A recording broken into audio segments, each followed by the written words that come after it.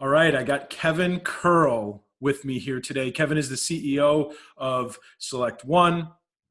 He is a partner, a friend, an advisor, well-respected business owner in the Buffalo community. Kevin, we're going to have a lot of cool stuff to talk about today. First off, thank you for joining me. Thank you for having me on. And I've been kind of around you, CJ, since you were at Complete Payroll, and then decided to kind of venture out on your own and start the Gist. So it's great to see where you've got to, and excited to just have a conversation about everything in this wonderful world. Thank you. And before we begin, also, we need to point out that you had to indicate to me that your background is actually a real background, not a Zoom background, right? Yes. Yeah, that's a brick wall in our office. I cannot make a green screen. I cannot make it disappear. So it just, I sit here and look at it. It looks just like the Zoom backgrounds, but it's definitely just a solid brick wall sitting behind me in our office. So would you say you're a Zoom background guy, or are you an all natural guy? if you can get the right setting, I think the Zoom backgrounds don't look that great. If you can pull off a really cool looking background yourself, and be it your home, your office, your basement, wherever it is, I think go for it, because it makes it feel more organic and natural than trying to force feed something in. Yeah, I've seen some people with Zoom backgrounds and I like it, but I've just never felt like it was the right fit for me for whatever reason. I look, my background, I feel like there's nothing, remarkable about it, but it's fine. And sometimes I get distracted when I move, and, it kind of like cuts off part of my face or my shoulders. So I've just kept with the normal setting. I'm surprised more companies haven't adopted their own branded version. You kind of see it. We see the face mask everywhere, and now you're starting to see branded face masks for companies. But no, you don't see a ton of Zoom background branding going on yet, especially if you're like a big influencer. When this starts getting out and you have millions of people looking at it on a weekly basis, you could actually like lease your space out. That's right. Start doing sponsorships behind you, have Nike logos all over behind you just to help out. But It's inevitable, right? It's going to happen. it's the future of advertising.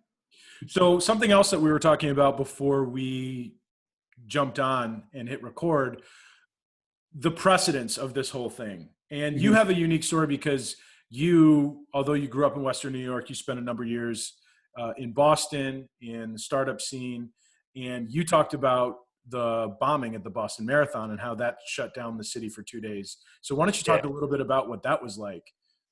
Yeah, it's interesting because you try to think, wow, is there anything in your life that even comes 1% of what we're going through right now? And, the unprecedented time, we're all working from home, we're all remote. Companies have to just figure out how to work separately, right? And I was just thinking through it the other day, and I was like, when I was in Boston, and I worked for a company called Intrepid, strategy, mobile development shop, and we worked downtown by MIT. And when the Boston Marathon bombing happened, if you all remember, they didn't find the people right away. It's not like, hey, we know exactly it is, we're going to catch them. I think it's five days or so. But as part of that, it kind of transpired, it got worse. There was a shooting by MIT, and these guys were on the run that they had to figure out, we can't find them. We need to just keep people away because we don't want to put people in danger. Similar to this, slightly different, obviously. But so we were told, you can't come to an office. You can't work. Like, you got to stay home, everyone hunker down, lock your doors. And we were 25 minutes outside of the city limits. So you imagine that whole city just shut down for 2 or 3 days and going through that.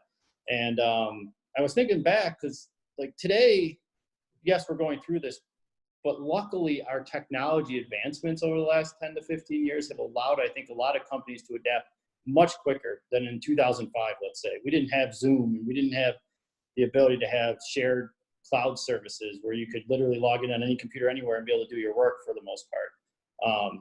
Even in 2000, this would have been 2013, I believe, if I got the date right, we were using a Slack-like interface called HipChat. We were able to talk to all our employees, communicate with them on a daily basis, and our business continued, but we were a very advanced technology company at that time compared to most, and in that city, especially being in Boston, where technology is always advanced slightly ahead. But I did just check. It was 2013, by the way. Okay, yeah.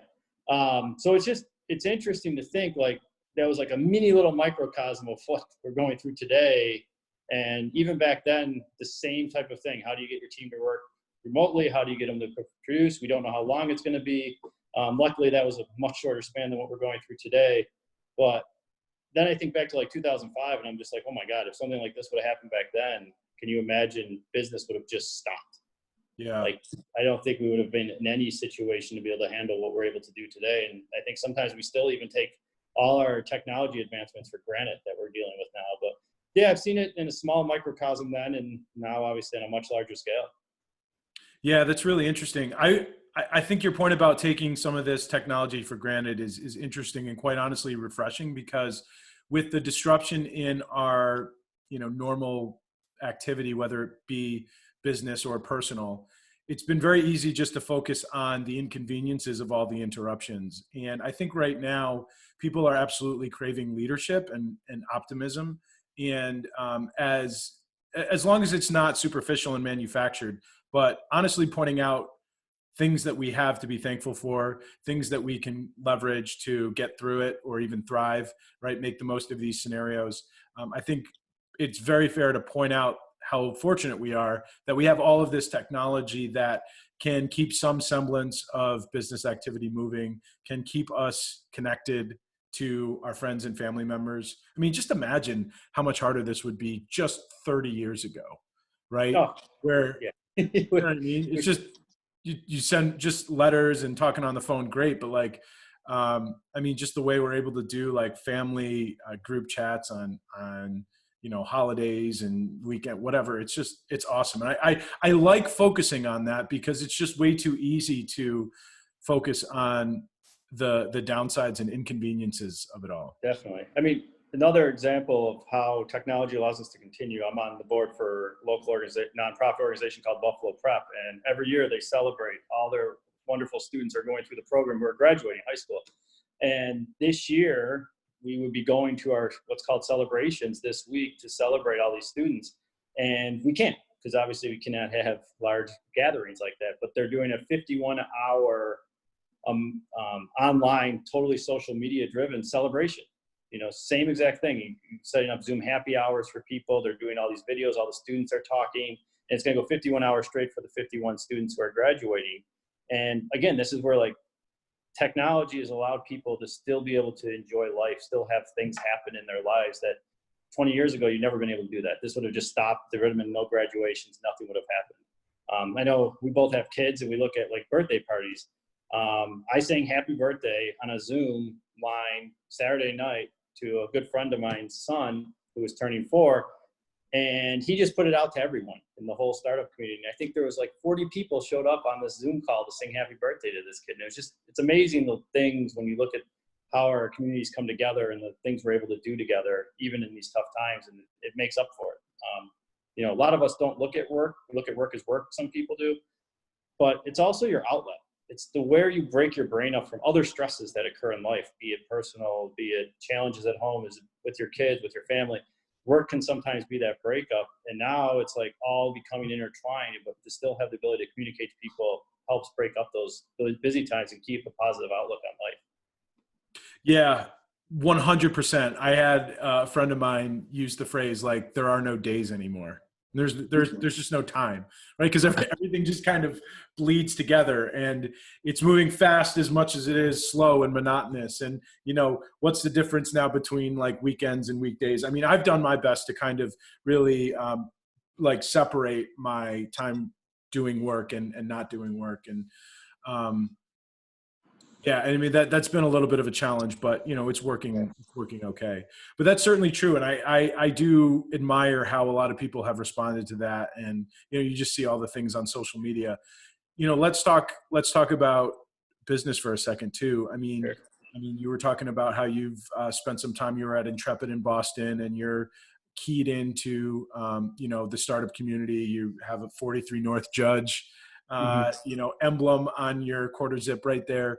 We're seeing a lot of businesses, I don't know, maybe pivot, maybe evolve, depending on the business, depending on the circumstance. I mean, quite frankly, I'm doing this right now, and I was not doing this before COVID.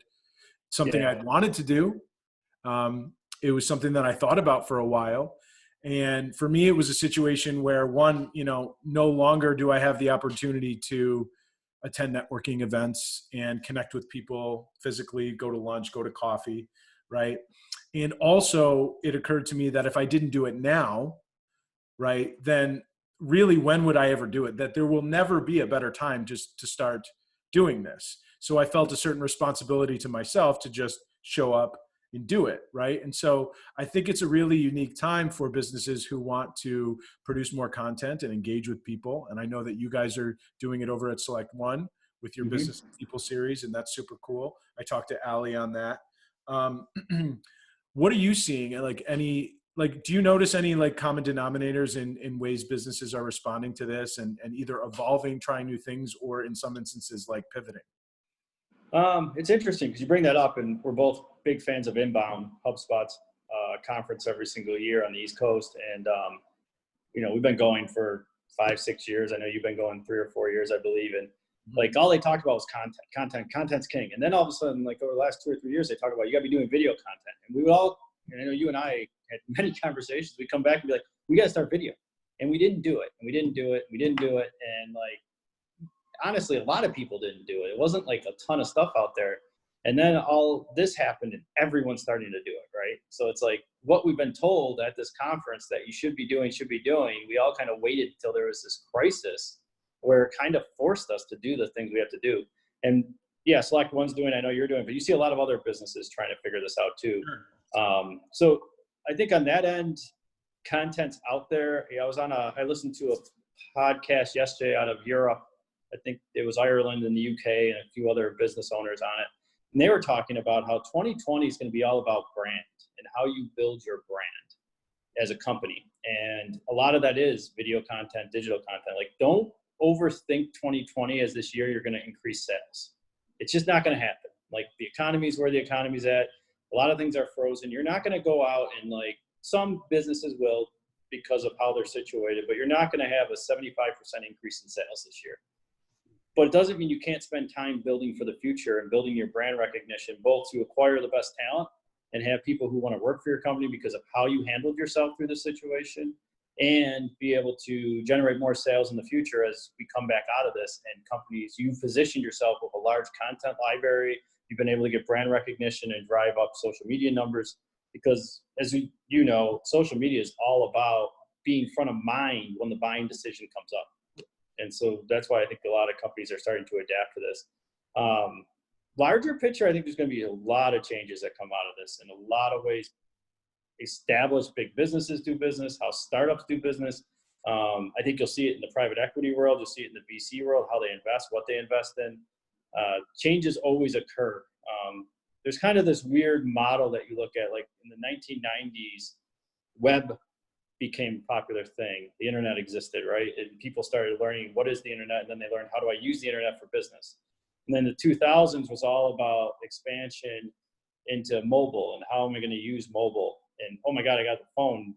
If you would ask me 2003, would I do everything I do on an iPhone? I would have thought you were nuts, but now that's what we do.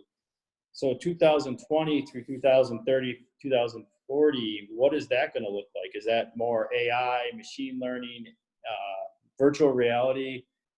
Some people were talking virtual reality 3 years ago, but this is going to push and speed up that to get to that world. We're going to have, we're using a phone and doing video right now, but maybe in 5 years, we're literally putting goggles on and we're staying in a room together, even though we're really not in the room together. I think that's companies that start to figure out how does that affect the business they offer and how will consumers purchase things that way, and how they're able to adapt themselves are the ones who are going to come out ahead. And honestly, in 5 years, the Dow's top 20 companies might be 20 companies we've never even heard of today, because there are all these new innovative companies that just explode in growth. I mean, Zillow didn't exist 15 years ago. Now I mean, just speaking to, you referenced Inbound, the conference, and I've gone the last 4 years, right? I remember meeting, passing you there briefly last year. Brian Halligan, the CEO of HubSpot, was making a presentation, which is essentially about market disruption by reducing customer friction and making it easier for people to do business with you. And he gave an example of all of these companies where they have tangibly disrupted the customer service aspect of that industry, right? A good example being how Netflix disrupted the video rental right? Or consumption industry where, you know what I mean? You sit at your couch and click a couple buttons and pick any video you want. Significantly better than driving to a store, you know, going through, right? Everybody knows that example. But the reality is now that there's countless examples of, you know, how you purchase, what mattress you sleep on, you know, the music that you get, transportation, clothing. There's just so many examples, and he charted all of these companies. I want to say, I mean, definitely they were all disruptors. I want to say maybe they were also billion-dollar companies, and the one thing they all had in common is none of them existed 10 years ago. Yeah, I it's just 100% huge agree. turnover. Yeah, Yeah, the biggest companies and the turnover and I mean, it's an exponential graph how technologies are transforming so quickly and being used, right? So it's fun. I was talking to my mom this morning. My 90-year-old grandmother had her first ever Zoom doctor's appointment today. She's 90 years old. Like, can you imagine talking to her when she was like 25 and being like, hey, one day you won't go to a doctor's office. You will literally open a computer and talk to your doctor, and that'll be your doctor's appointment. Like, yeah. it's amazing. So even, you know, and you talk about friction, we build a lot for the generation of today who knows how to use this stuff. But at the same time, we have to always remember, we do have to build all these tools and applications for the generations outside the wings too, who might not be as technologically savvy. So I think that's where you're seeing companies take that next step. Like, hey, we built this tool and really technologically savvy people are using it. How do we make it so everyone can use it so you get more of a mass appeal? Yeah, I mean, and that's something that the whole emergence of telemedicine has had to face, because telemedicine has existed. I used to work with, in a past life, I used to work with a medical practice, and a couple of the partners on there were really interested in leaning more into that world. They saw it as the future. And, you know, I've met some other people that are involved in that industry, either in senior care, or actually do know another telehealth company out of Rochester that's now offering this and on the front lines. Like, it's a type of thing where even though it's been available and communicated, as a society, as a culture, we just hadn't shifted to that yet. So this, I think, is an instance of, you know, it's a kick in the pants. It's the forced evolution, as my friend Brian Gruner from White Bicycle would call it, right? The forced evolution. So I think that this whole situation, in some ways, it has kind of accelerated things that have been happening all along. You and I have been on Zoom meetings before, right? Yeah. We've been on Zoom meetings. We collaborate with colleagues through Slack and whatever else, right? Like, a lot of us are already remote enabled. Now it's kind of like we're remote dependent, right? But then there's other things where this is kind of, not only was it just kind of like a kick in the pants to accelerate trends that are already happening, now you're also seeing it open up brand new avenues. Like, and I'm thinking about like alcohol delivery, and you know, all the things, right, that you're seeing, the ways that like states are allowing certain businesses to run to keep these businesses afloat and provide their products and services to people. That's the thing that I think I'm very interested to look at, is like, what are the brainchilds of this time, not just the things that have evolved in unique ways that were already happening, but the things that were born anew. Yeah, I think it's going to be incredible. And I mean, you got younger children than I have. Mine are, you know, 9 and 11, but school, like, where's it going to go? You know, and it's, you know, I got one child who is completely excelled being at home and learning that way. And I have one child who's, you know, struggling a little more than if he was in school. They all obviously all adapt differently, right? But you can see where I believe there's going to be these hybrids. It's not going to, in long term, we're not going to go back to the old society where everyone gets on a bus every day and goes to school. It's going to be more of a mixed hybrid. They can do smaller classes, you know, every other day, and every other day you do virtual learning. So it's kind of this hybrid so they can get more attention to the students. I think there's all these options that are going to come out of this that you're going to see. And I think you're going to see a lot of hybrid. I don't think it's going to be cut and dry. Everyone works remote or everyone works in an office. I think everything's going to become this meshed hybrid system where you do a little of both a lot more. Yeah, that's interesting that you bring up school. Seth Godin, who's, you know, a very famous business and marketing leader, originally from Buffalo, actually. Did you know that? No, I didn't know he's from Buffalo. That's awesome. Yeah, I mean, he hasn't lived here in years, but he occasionally talks about it. He has written a ton of really famous books. In 2012, he published a manifesto called "Stop Stealing Dreams." It was all about his vision of how school needs to be radically changed. And his argument was that school was created in the early 1900s after child labor laws were passed. Businesses, like at the time, said there's no way we can afford to not have children work for us, because then our labor costs would be too high, right? So we wouldn't be competitive.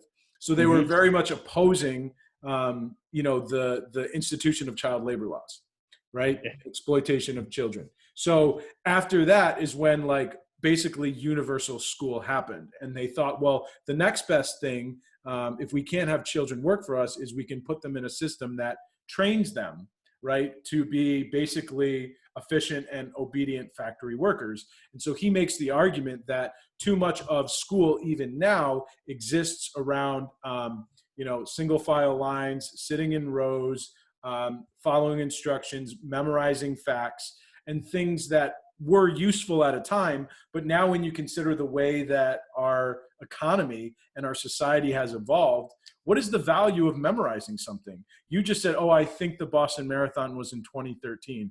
I didn't know. I just pulled up Google and found out in about 17 seconds, right? So it's like, there really isn't value in fact memorization. Even though anybody who knows me knows that, like, I love history and sports trivia. And I do enjoy memorize. My brain, for some reason, I remember birthdays. Loves memorizing all the numbers. Yeah, it's so stupid, but it's useless, especially now. Great, so I can recall it 30 seconds faster than somebody else. So what? So the overall larger point is that schools should be focused more around creativity and problem solving, and that is the end of my speculation about what school would do, because I have not studied schooling or education, or like how that should work. So I have absolutely no suggestions, no answers, but I think it's really interesting. And I wonder if what you just said in terms of some hybrid between home and school model, if that would bring about, like, not only just changing where school is delivered, but how school is delivered. I have no idea, but It'll be interesting. I think it's funny. The biggest issue I've heard about the kids staying home, is that the parents can't get their work done, right? It's not the child's learning experience as much as just, oh my God, I'm going insane because I got to do my job, and my kid's running around behind me and in and out of the office. And so it's been the educational side of the schooling seems to have caught up pretty quickly, and they're doing a good job at it. It's been more how do we be productive as a society, as workers, when we're not teachers, but now we have this expectation that we're going to watch our children and help them while also doing our jobs, right, in a remote setting. So that seems to be the tug and pull, and that's not been solved. And how will we solve that to make sure we keep productivity up? Yeah, and productivity is on everybody's mind. As you said, you were on this webinar that was administered in Europe, and they said, look, 2020 isn't going to be your year for explosive sales growth. It's a year about branding. It's a year about laying a foundation for the future. And sure, some businesses might grow and maybe perhaps even exponentially. I would have loved to have had equity in Zoom before this whole thing, right? I don't know, right? But I think that's a really sound point. As focused as everybody is and should be on productivity and innovation and growing their businesses, I think it's refreshing to kind of set your priorities accordingly and realize what this year is for what it is.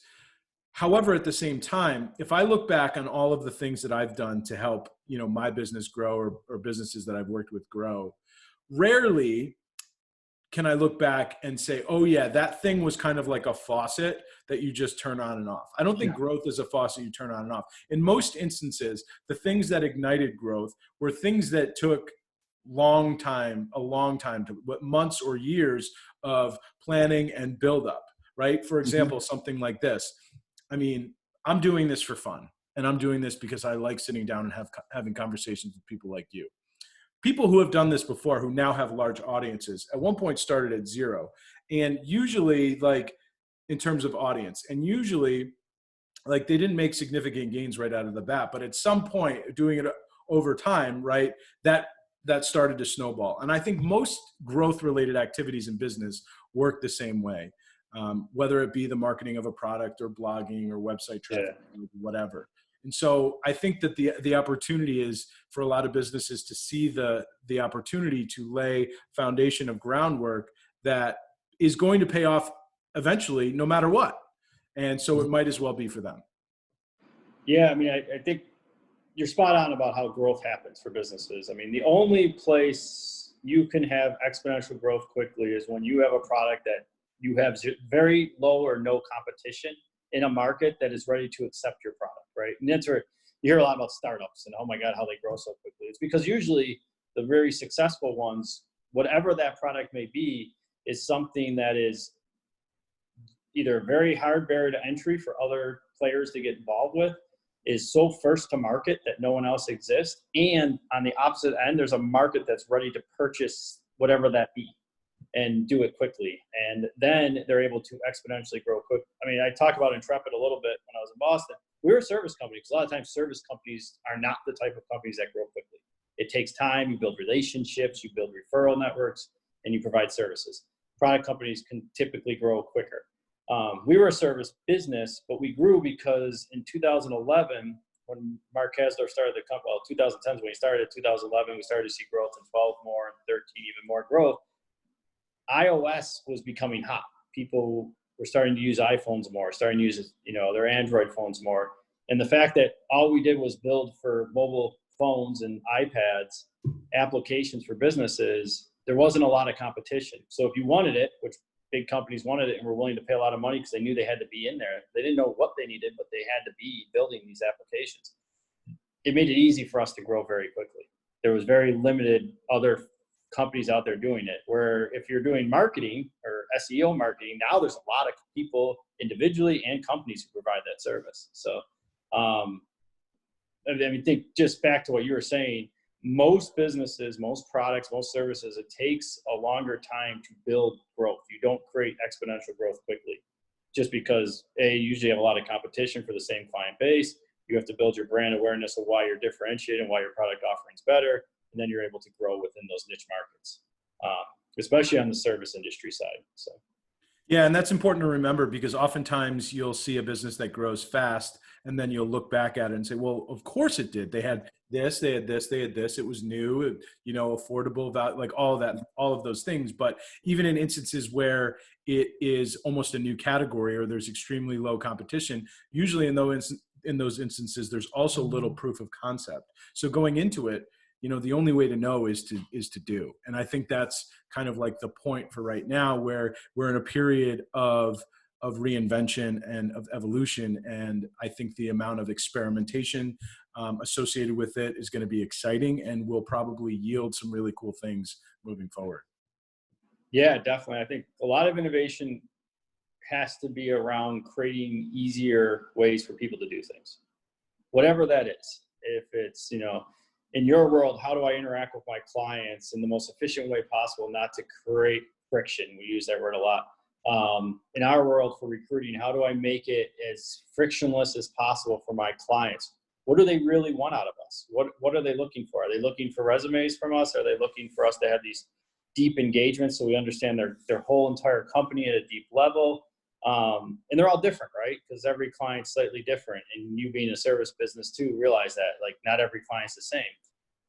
But you have to understand at the end of the day, you have to provide value that they perceive as the right price point for that value that you create for them. If your price points are too high, you're not going to, you might get the business, but you lose the business. If they're perceived, even if you do a great job, if their own perceived value of what you're doing is not strong enough, you're going to lose that business.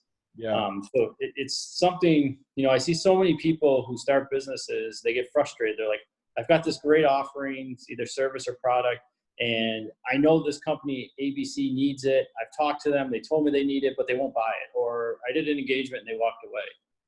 Because at the end of the day, no matter how good you think it is and no matter what they think, if you haven't created that perceived value within them, then you're going to lose the business.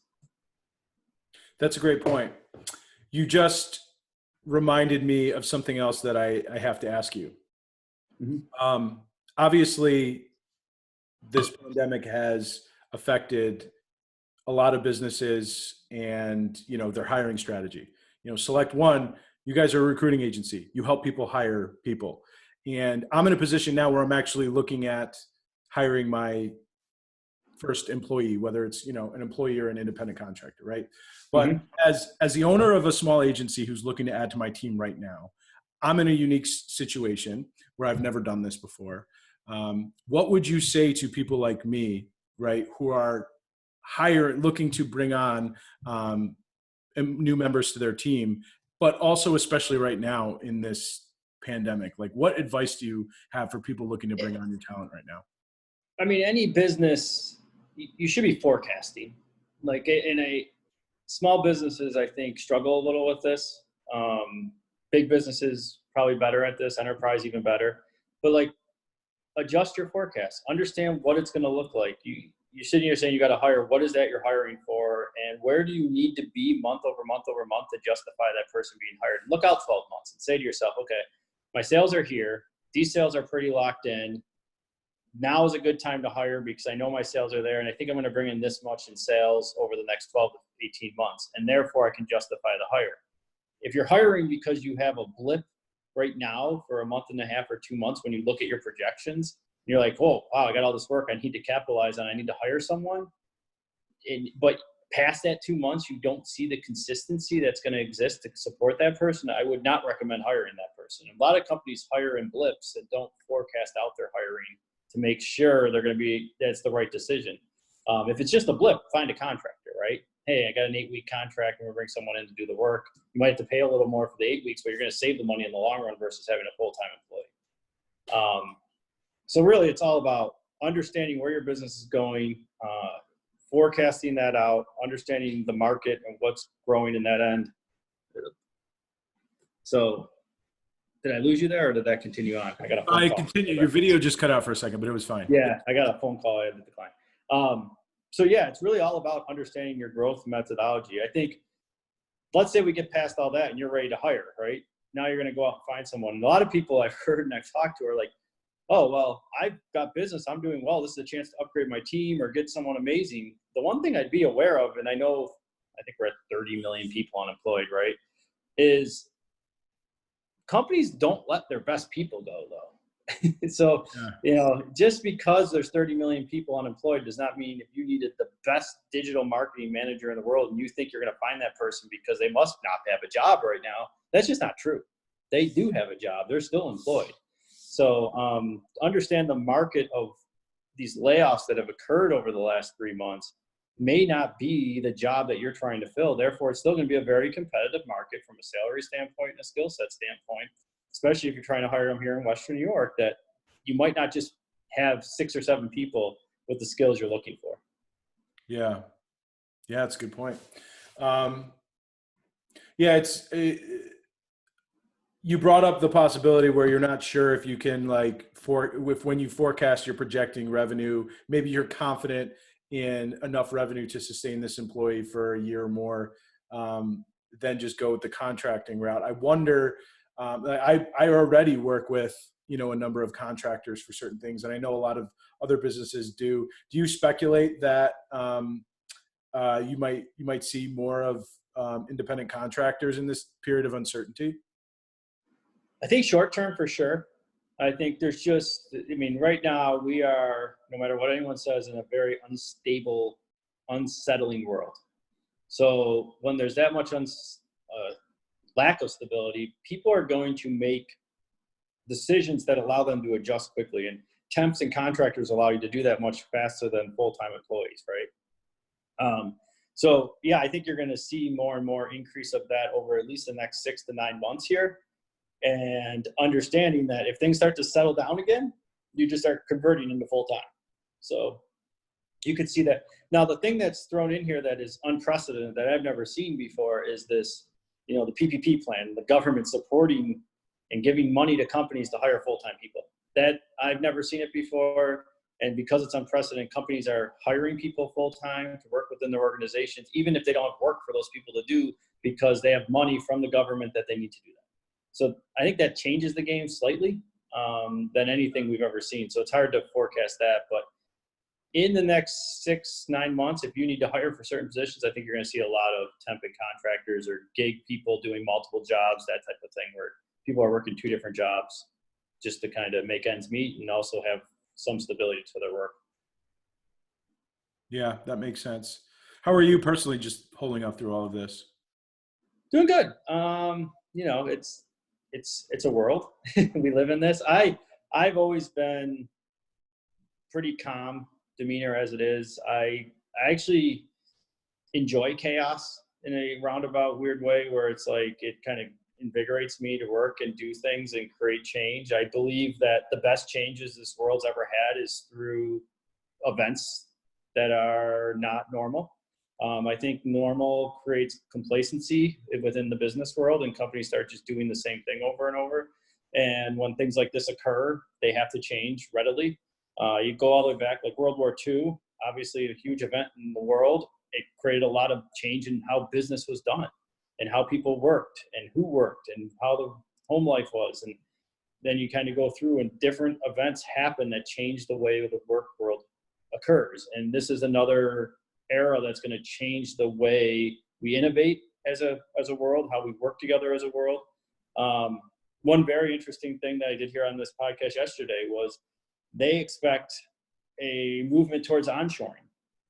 They work coming back in. You know, a lot of companies have used customer service centers in the Philippines and over in India and other international areas to keep costs down and have large groups of people to support them. Well, when this occurred, you know, on US-based companies, the hardest part for them to comply and be able to quickly go remote was not in the US, it was for these offshore centers that they had and how they worked with them. And those failures created them to start to look at, like, yeah, we save a little money doing this, but it exposed a lot more risk to our business by being so much offshore. Yeah. Yeah, that's a really good point. Yeah, so you see that. On a personal level, yeah, I'm doing well. Like I've adjusted. I actually think I enjoy it. I get to see my kids a little more than I used to.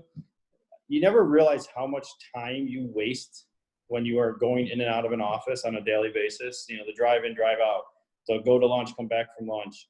The slight distractions that occur within the office. You know, water cooler talk's great, but there can be too much of it. It's just those little things allow you to get work done quicker. I've also found, and this is probably true for most people, there are certain times in the day I'm way more efficient at work. And it might be one day, it might be 7 to 9 a.m. The next day, it might be 9 to 11. Well, having my desk right there, being able to fit in my schedule is, boom, sit down, do my work. When I'm feeling fully engaged, my brain's right locked in, ready to go. When I'm set on a schedule of, like, you go to work, you finish work up, you go to an event or something at night, you go home, you aren't able to maximize that work time. Like, Yeah, because you've already built your schedule around, like, whatever, not your productivity. You have not aligned your schedule around when you are going to be most productive necessarily. Exactly. So I've enjoyed that aspect of it. That's good. I think we've talked about this before. When you talk about average commute, maybe 30 minutes, right? That's 1 hour. That's 1 hour a day. And then you combine to and from lunch, water cooler talk, you know, interruptions, whatever. Maybe that's another hour. That is 2 hours a day. Multiply that by 5. You're talking 10 hours a week. Mm-hmm. 10 hours a week. Now, what is somebody who's just even an average? So I'm not even talking about the most productive worker ever. Somebody of average productivity and efficiency. Like, think about how much better they can get at their job if they have those 10 extra hours. Time. I mean, if you think about a work day, right, it's 37 and a half hours for an hourly person typically. If we are able to add 10 hours into them, their work week actually becomes 47 and a half hours. But really, they're still only going to work 37 and a half. They get an extra 10 hours for their personal life. And you heard the drum beating for the last 6 years about work-life balance. Here's basically 10 extra hours for your life, right? Go spend 10 hours more a week with your family. That's amazing. It's amazing. Incredible. Yeah. It's like, I've probably done more around my house with my son building things than I ever have. Yeah. I mean, I've started a podcast. I play with my kids so much more. I've built two raised beds in my backyard for a vegetable garden. Um, doing other stuff. It's been great, you know. Exactly. I have to put up a ninja line tonight between two trees that we ordered. Sweet. It's one of those things you would have ordered like a year ago, and it would have sat in the garage and the weekend would come and maybe I'd get to it. Now it's like, no, I got time. I'll get some. What else? Go out at 1 o'clock on a Thursday, throw it up in an hour and be done. So Yeah. I really feel for people whose businesses have been dramatically affected by this, where they really do require people to come in. Like I know somebody who is a tattoo artist and, has a shop here. Done, and that I feel for somebody like him, and I feel for people in those industries. That really bothers me about this whole thing. I also really feel for people who maybe are immunocompromised and are more fearful that something like this virus could affect them. Mm-hmm. And so I think about them a lot, but on a personal level, I am, for just, selfishly looking out for myself and my family, I have enjoyed it in some ways, in some weird ways as well. Just to your point, it's new, it's different, it's something else to play with and adjust to and kind of make sense of. I think it requires, it calls for innovation, leadership, things like that, things that I like to, I don't know, try my hand at. And I think that, again, in some weird way. And then when you just talk about all the time with family, it has been, weird way, it's been enjoyable. And it does affect a lot of people, right? I mean, you bring up a great point, barber shops and tattoo artists, those type of things. Like I've got my haircut at the same place, this new barber shop that opened up like 3 years ago. I haven't been there now in 3 or 4 months. And I can imagine their business is hurting. Yeah. What's he supposed to do? We both go to gyms and worked out, like the gym world, like they're hurting and trying to find creative ways to do online. But a barbershop can't do that. You can't cut your hair remotely. So I think that's where, when you see this government money, those are the people I hope they support the most, and they can find ways to keep them afloat for when we get back to normalcy, because they need it. And those are the companies that we as a society need to help support, and the ones who are able to be successful can still give it back. I mentioned Mark before, the CEO and founder of Intrepid. Obviously had that company exited, had a fairly large exit, and there's 2 of his favorite restaurants in Boston. When this happened, he put up a challenge to fellow, business owners, and he did it himself. He paid the salary of every single employee at those restaurants for 2 weeks. He went to the restaurants and was like, I got you covered. I'm going to pay for it. And he challenged these other business owners in Boston to go to your favorite places, be it a hairdresser, a gym, a restaurant, and offer to pay their salaries for as many weeks as you feel comfortable doing. So it's just like a cool thing to see these, like, it's been successful. That city helped support him and build his company up to be able to be where he is today in life. And then he was able to give back. So it's just like an amazing story that I don't think we see enough of still. I know a lot of people in Buffalo have done some great things to help support the, Feed Western New York group and those type of things, but love to see even more of it, especially at an individual level where, big, large community leaders step up to help out. We have it and we have pockets of it, and I hope we continue to see it, especially for the smaller businesses that you mentioned that are suffering. Yeah. Yeah. I love it. Hey, Kevin, thanks so much. I got to run, but I really enjoyed this conversation. I'm so thankful that you made some time to riff with me, and I really hope we do this again. No, this was fantastic. Thanks for the time, and to everyone out there, just let's stay positive and continue to support everyone. Sounds good. Take care, Kevin. Thanks. Bye.